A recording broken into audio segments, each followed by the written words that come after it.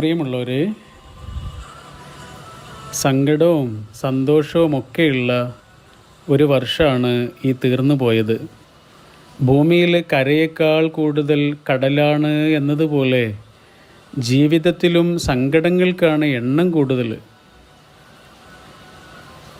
എന്നാലും അതിനെയൊക്കെ അതിജീവിക്കാനുള്ള ഉൾക്കരുത്തും ഊർജവും നമ്മുടെ ഉള്ളിൽ പടച്ചോൻ നിക്ഷേപിച്ചു വച്ചിട്ടുണ്ട്.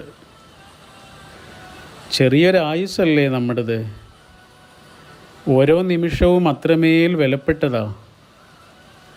അത് നമുക്കൊക്കെ അറിയാം.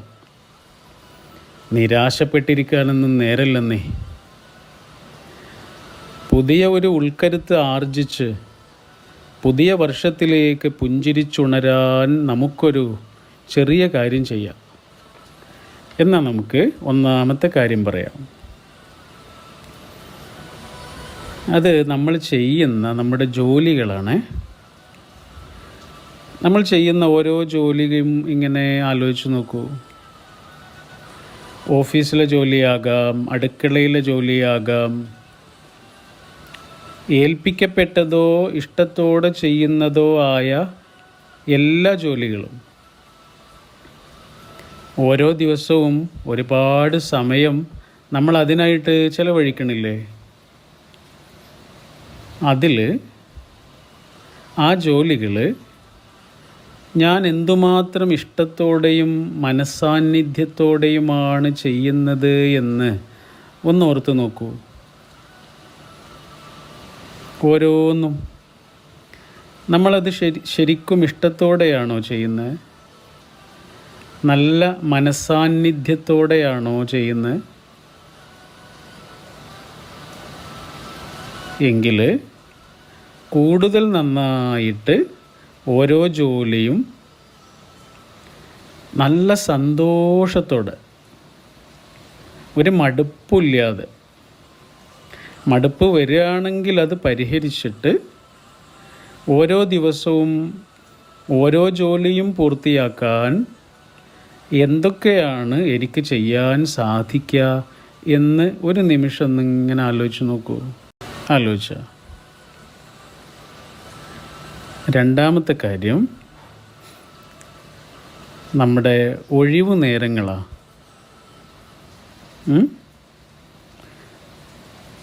ശരിക്കും നമ്മുടെ ഒഴിവു നേരങ്ങൾ തീർന്നു പോകുമ്പോൾ നമ്മുടെ മനസ്സ് ഹാപ്പി ആവാറുണ്ടോ? ഉണ്ട് എങ്കിൽ അതിനർത്ഥം നമ്മളത് നന്നായി ഉപയോഗിച്ചിട്ടുണ്ട് എന്നാണ്, അല്ലേ? ഏതൊരു മനുഷ്യനും സ്വന്തത്തെ സ്നേഹിക്കാൻ കുറച്ച് സമയം എല്ലാ ദിവസവും വേണം. നമുക്ക് മാത്രമായിട്ടുള്ള നേരമാണത്. നമ്മുടെ മനസ്സ് സന്തോഷത്തിലാകുന്ന എന്തെങ്കിലും ഒരു കാര്യം ചെയ്യാനുള്ള നേരം, മീ ടൈം എന്നാണ് അതിന് പറയുക. നമുക്കതുണ്ടോ? ഒരു മീ ടൈം ഉള്ള ആളാണോ നമ്മൾ? ഇല്ലെങ്കിൽ എനിക്കത് വേണം എന്ന് മനസ്സിൽ ഉറപ്പിക്കൂ. ഉണ്ട് എങ്കിൽ എനിക്കത് കുറച്ചുകൂടെ നന്നായിട്ട് ചെയ്യണമെന്നും മനസ്സിൽ ഉറപ്പിക്കൂ.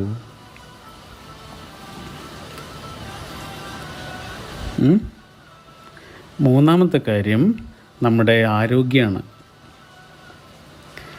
എന്താണ് ശരിക്കും ഇപ്പം നമ്മുടെ ആരോഗ്യത്തിൻ്റെ അവസ്ഥ? എന്തൊക്കെ കയ്യിലുണ്ടെങ്കിലും നല്ല ആരോഗ്യം ഉണ്ടെങ്കിലേ അതൊക്കെ നന്നായിട്ട് ആസ്വദിക്കാൻ കഴിയൂ. നമ്മുടെ ശരീരം വേണ്ടത്ര വെയിറ്റിലാണോ ഇപ്പോൾ ഉള്ളത്? ആണെങ്കിൽ അത് ഭംഗിയായിട്ട് നിലനിർത്താൻ എന്തൊക്കെയാണ് ചെയ്യേണ്ടത്? ഇല്ലെങ്കിൽ അതിലേക്ക് എത്താൻ എന്തൊക്കെയാണ് ചെയ്യേണ്ടത്? തടിയല്ല കേട്ടോ, തടി ഉണ്ടെങ്കിലും ഇല്ലെങ്കിലും നമ്മുടെ ശരീരം ഫ്ലെക്സിബിൾ ആണോ എന്നുള്ളതിലാണ് കാര്യം. എന്തൊക്കെയാണ് ആരോഗ്യപൂർണമായ ഒരു ശരീരം ലഭിക്കാൻ പുതിയ വർഷം ചെയ്യാനാവുക? നന്നായി വ്യായാമം ചെയ്യാനുള്ള എത്രയോ കാലത്തെ ഒരാഗ്രഹമല്ലേ? ഈ വർഷമെങ്കിലും അത് പൂർത്തിയാക്കണം നമുക്ക്. എങ്കിൽ അത് നമ്മളോട് തന്നെ ചെയ്യുന്ന ഏറ്റവും വലിയ കാര്യമാവും. യോഗയാവാം, ജിമ്മാവാം, രാവിലത്തെ നടത്താവാം, കളിയാവാം, നീന്തലാവാം, എന്തെങ്കിലും ഒന്ന് നമുക്ക് ചെയ്തേ പറ്റൂ. ചെയ്യണം. റെഡിയല്ലേ? നാലാമത്തെ കാര്യം നമ്മുടെ ബന്ധങ്ങളാണ്. എന്തിനേക്കാളും നമ്മൾ ഹാപ്പി ആവാൻ നമ്മുടെ ബന്ധങ്ങൾക്ക് ആരോഗ്യം വേണം. അത് മെലിഞ്ഞു പോവരുത്, അതിന് രോഗങ്ങളൊന്നും വരരുത്. എന്തൊക്കെയാ നമ്മൾക്കതിന് ചെയ്യാൻ കഴിയുക? ശരിക്കും നമ്മുടെ പ്രയോറിറ്റി ലിസ്റ്റിൽ നമ്മുടെ ബന്ധങ്ങൾക്ക് ഒന്നാം സ്ഥാനം ഉണ്ടോ? അർഹിക്കുന്ന സ്ഥാനവും സമയവും അവർക്ക് സമ്മാനിക്കുന്നുണ്ടോ? കേൾക്കാനും സംസാരിച്ചിരിക്കാനും സമയം നൽകുന്നുണ്ടോ? കേട്ടിരിക്കാൻ സമയം കൊടുക്കുന്നത് ജീവിച്ചിരിക്കാൻ ശ്വാസം കൊടുക്കുന്നത് പോലെയാണ്. നല്ല സമയം. മറ്റുള്ളതെല്ലാം തൽക്കാലത്തേക്ക് നിർത്തി വച്ചിട്ട് ഓഫ് ചെയ്തിട്ടുള്ള സമയം. പരസ്പരം കണ്ടെത്താൻ എന്തൊക്കെയാകും ചെയ്യാൻ കഴിയുക? എല്ലാ തിരക്കിനുമിടയിൽ എന്നും നഷ്ടപ്പെടാതെ അത് സൂക്ഷിക്കാൻ എങ്ങനെയാണ് നമുക്ക് സാധിക്കുക? ഒരു ഫോൺ കോള്, ഒരു മെസ്സേജ്, ഒരുമിച്ചുള്ള കുറച്ച് നേരത്തെ ഇരുത്തം, യാത്ര, എന്തും ആവാം. ഒരു 10 മിനിറ്റെങ്കിലും മറ്റൊന്നിനുമല്ലാതെ, വേറെ ഒരു താല്പര്യത്തിനുമല്ലാതെ വെറുതെ വർത്താനം പറയാൻ, കേൾക്കാൻ നമുക്ക് സമയം കണ്ടെത്തണം. നമ്മുടെ മാതാപിതാക്കൾ, ഭാര്യ അല്ലെങ്കിൽ ഭർത്താവ്, മക്കൾ, ചങ്ങാതിമാർ, കൂട്ടുകാർ, കുടുംബം, ഇവരൊക്കെയല്ലേ ശരിക്കും നമ്മുടെ ഈ ചെറിയ ജീവൻ്റെ അലങ്കാരങ്ങൾ.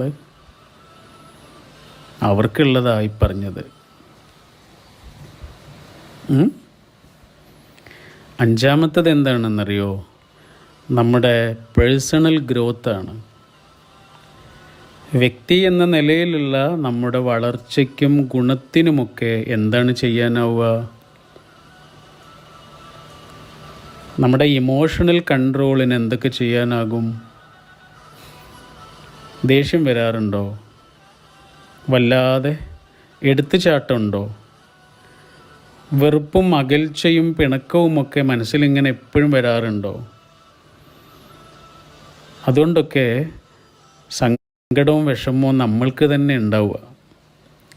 നമ്മുടെ തന്നെ ഉള്ളിൽ ഒരു കല്ലിങ്ങനെ വെച്ചതുപോലെ ഉണ്ടാവുക. എങ്ങനെയാ അതിനെയൊക്കെ അതിജീവിക്കാൻ കുറച്ചുകൂടെ ശാന്തത കൈവരാൻ സാധിക്കുക?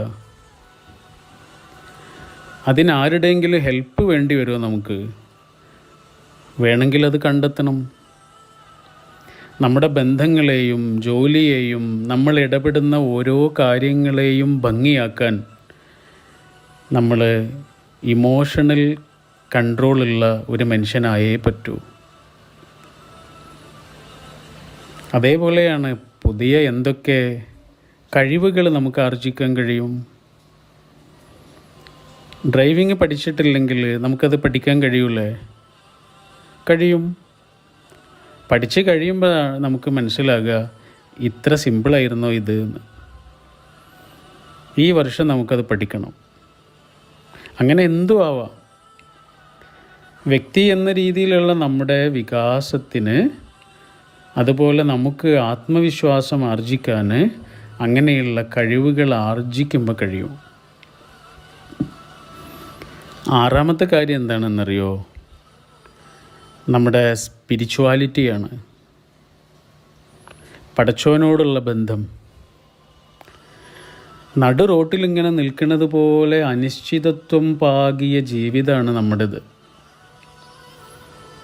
ആ മഹാശക്തിയിലേക്ക് ഹൃദയം ബന്ധിക്കാതെ മുന്നോട്ട് പോകാൻ കഴിയില്ല. പടച്ചോൻ ശരിക്കും ഒരു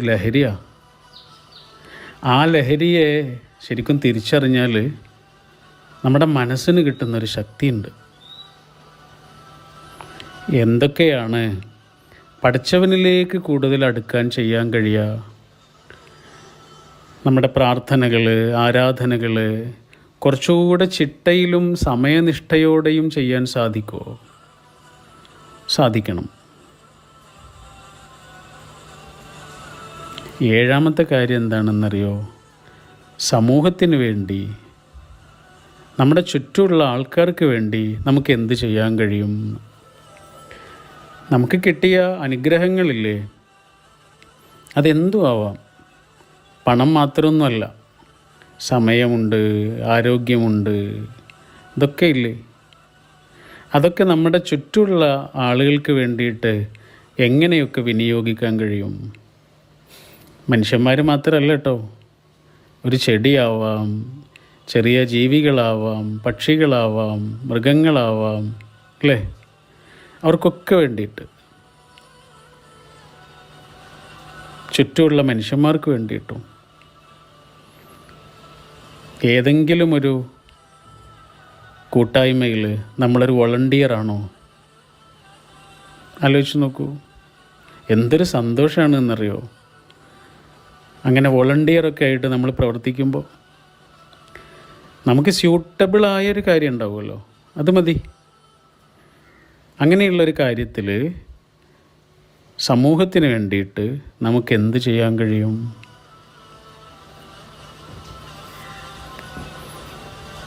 ഈ 7 കാര്യങ്ങളുണ്ടല്ലോ, ഇതിലിങ്ങനെ ചുറ്റിപ്പുണർന്നാണ് നമ്മുടെ ജീവിതമുള്ളത്. ഓക്കെ, നല്ലൊരു ഡീപ്പ് ബ്രീത്ത് എടുത്തിട്ട് കണ്ണ് മെല്ലെ തുറക്കണം. ഡീപ്പ് ബ്രീത്ത് എടുത്തിട്ട് കണ്ണ് മെല്ലെ തുറക്കണം. എന്നിട്ട് ഈ പറഞ്ഞതിൽ വളരെ പ്രധാനപ്പെട്ടത് എന്ന് തോന്നിയ 1-2 കാര്യങ്ങളില്ലേ, പറഞ്ഞപ്പോൾ തന്നെ നമ്മുടെ മനസ്സിലിങ്ങനെ കടന്നുകൂടിയ 1-2 കാര്യങ്ങൾ, അതൊന്നുകൂടെ ഓർത്ത് നോക്കൂ. മനസ്സിൽ പതിഞ്ഞ കാര്യം, അതിലൊന്നെടുക്കുക.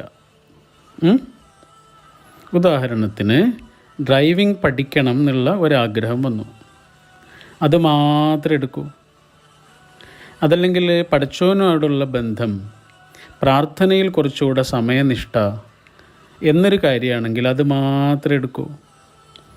എന്നിട്ട് അതൊന്ന് എഴുതി വെക്കാൻ പറ്റുമോ? അതൊന്ന് എഴുതി വെക്കുക. വെറുതെ എഴുതി വെക്കല്ല, അത് എഴുതി വെക്കുന്നത് ഇങ്ങനെയാണ്. ആ കാര്യത്തിന് വേണ്ടിയുള്ള നമ്മുടെ ആഗ്രഹം എഴുതണം. രണ്ടാമത്തേത്, അതിനുള്ള തീരുമാനം എഴുതണം. ഡ്രൈവിംഗ് പഠിക്കണം എന്നുള്ള ആഗ്രഹമുണ്ട്, പഠിക്കും എന്നുള്ളൊരു തീരുമാനമുണ്ട്. പിന്നെയോ അതിനു വേണ്ടി ആദ്യം ചെയ്യേണ്ട 2, 3, 4 കാര്യങ്ങൾ അതിൻ്റെ താഴെ എഴുതുക. ഇത്രയും കാര്യങ്ങൾ എഴുതിയിട്ട് അത് നന്നായിട്ട് എഴുതണം കേട്ടോ. ഇപ്പം തൽക്കാലം എവിടെയെങ്കിലും എഴുതി വെച്ചാൽ മതി, പിന്നെ നന്നായിട്ട് എഴുതണം. എന്നിട്ട് നമ്മൾ എപ്പോഴും കാണുന്നൊരു സ്ഥലത്ത്, അത് നമ്മുടെ ചുമരിലാവാം, മേശപ്പുറത്താവാം, ഫോണിൻ്റെ വാൾപേപ്പറിലാവാം, എവിടെയാണോ എപ്പോഴും കാണുന്നൊരു സ്ഥലത്ത് അത് ഒട്ടിച്ചു വെക്കുക, അല്ലെങ്കിൽ എഴുതി വെക്കുക. ഓക്കെ, എന്നിട്ട് എന്നും ഉണർന്ന ഉടനെയോ അതല്ലെങ്കിൽ ഉറങ്ങുന്നതിന് മുമ്പോ, 2 നേരത്തും ആണെങ്കിൽ അത്രയും നല്ലത്, അതെടുത്തിട്ട് ഒന്നുകൂടെ വായിക്കണം.